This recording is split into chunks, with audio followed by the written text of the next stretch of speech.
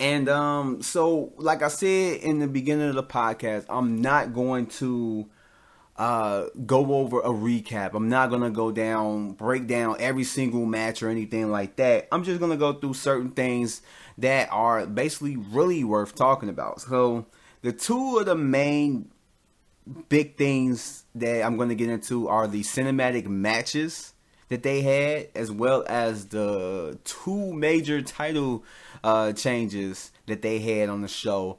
And first, let's just get into the Undertaker versus AJ Styles match. Now, this is one thing that I had said on the Take One podcast before when I was talking about WWE and what they need to do as far as everything that's going on right now. They don't have any audience, so I just said there a way that they can include the WWE Universe fans into the show where they can just make it really interactive. And so I think I'm gonna make a separate video and just make it where I'm just saying that. Hopefully somebody at WWE can hear me when I say it, but I don't know. It's like, it's a great idea. If I was behind the scenes, I would implement it. But as far as the match goes, it was everything that I thought that it should be. I did mention that right now with them recording everything, they are in a great position to where they can add and take stuff out. They can edit whatever they want to, whatever they like throughout the match or whatever, or throughout the show. Just in general, that, you can add aspects that you would not be able to do live with The Undertaker or certain other wrestlers. And that was one thing that they did. They shot the Boneyard match in the vein of kind of like the last deletion, the final deletion. I think that's what it's called. Yeah, the final deletion with Matt Hardy, what they did in TNA and all that stuff, and what WWE tried to do with, I know they tried to do it with Randy Orton and Bray Wyatt a few years back. And then the New Day did it with another tag team. Oh my gosh, I cannot think about it. It doesn't ring a bell who it was, but they tried to do it as well. So it was kind of in the vein of that. And they actually did it pretty good. You had AJ Styles acting weird as hell coming out of coffin. You had the Undertaker coming in style on his motorcycle to a Metallica song. I don't listen to rock and roll or, metal type music, so I can't really, get my thoughts on the song. But basically, it was a pretty good match. It was really good. I really did enjoy it. I love the aspects that they had, like Gallows and Anderson come in and kind of like help him, as well as hooded figures or whatever come trying to take down the Undertaker. And I didn't think they should have gone really ridiculous with it, but I guess you could say it was kind of good that they didn't.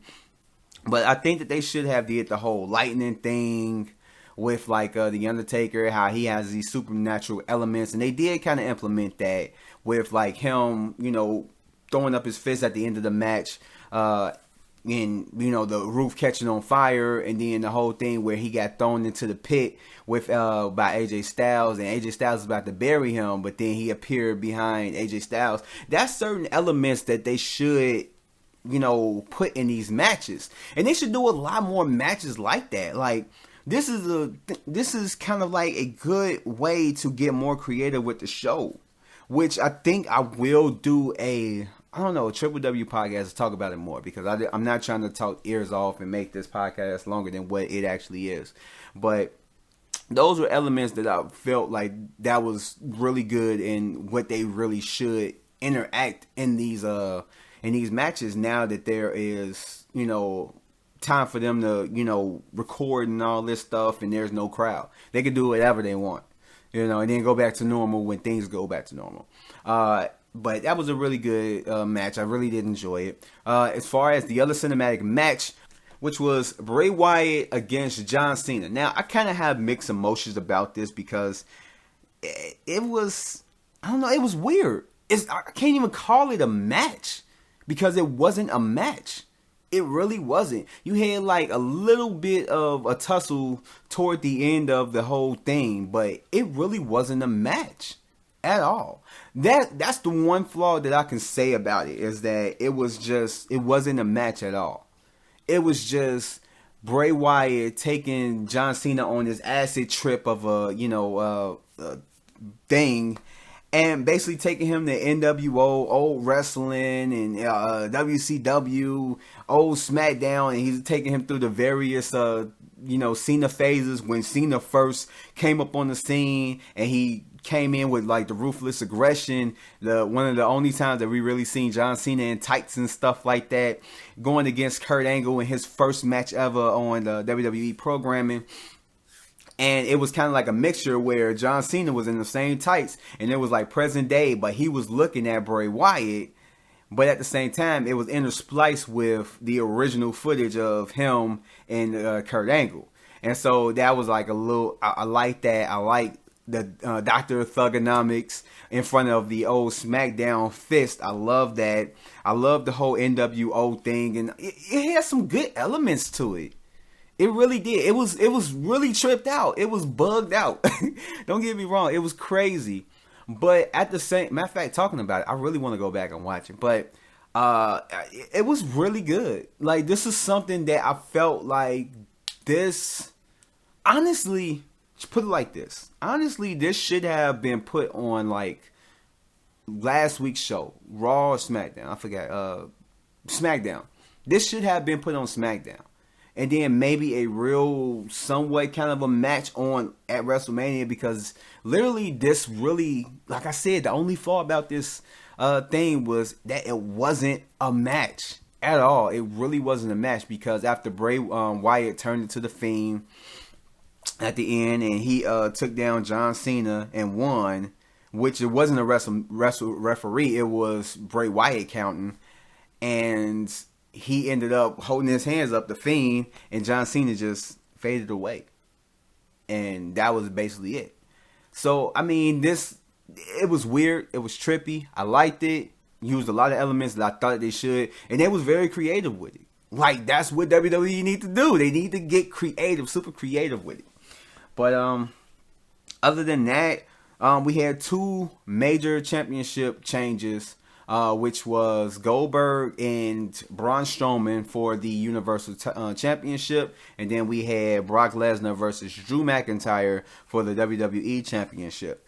Both matches weren't that crazy good. I did enjoy the Drew McIntyre match a little bit more. But both matches, in a sense, kind of had the same thing. It wasn't that long. It was like one person, the champion, really had the upper hand, and then the challenger came back and won. Like, honestly, that was both matches in a handful. Like, if you literally say that, oh, the champion got the upper hand, and then the challenger came back with the upper hand and literally won, with no comeback from the champion, just won off of that upper hand once the challenger got it. That can be said for both matches. That was kind of like, it wasn't great, and it wasn't that good. It was. I enjoyed Drew McIntyre and Brock Lesnar more, because that match I really looked more forward to, because Braun Strowman and Goldberg was just a match throwing up on it, and I really didn't agree with the whole changing of the titles with him and the Fiend, with Goldberg and the Fiend. So I really wasn't into this match like I would have, and then it was like suddenly, like within like a week, you got Roman Reigns pulling out because of he wanted to make sure that he was safe and his family was safe because of everything that's going around, and then Braun Strowman was thrown in there. So that match was kind of like, just thrown together. And it was like this whole thing. I'm going to talk about it more. I think I'm going to do a Triple W podcast. But I'm going to talk about it a little bit more on that. And it just did not feel like WrestleMania. No matter how much you want to get into it, it really did not feel like it. And I felt like it was a mistake for them having it on, still having it. They should have pushed it back to the summer. Maybe even like just did away with like SummerSlam, or combined the two. Made it still a 2-night event. A SummerSlam event on Saturday, and then a WrestleMania event on like Sunday. And just did it like that. I don't know. It just, yeah. But those are just really my thoughts. The rest of the matches, some of the matches was enjoyable. What is it? The tag team match, ladder match with Morrison, Jimmy Uso, and Kofi Kingston was actually pretty good. Yeah, I mean, it was just really nothing special. Honestly, it really was nothing special. I wouldn't be surprised if this was like the lowest watched WWE WrestleMania event in history. But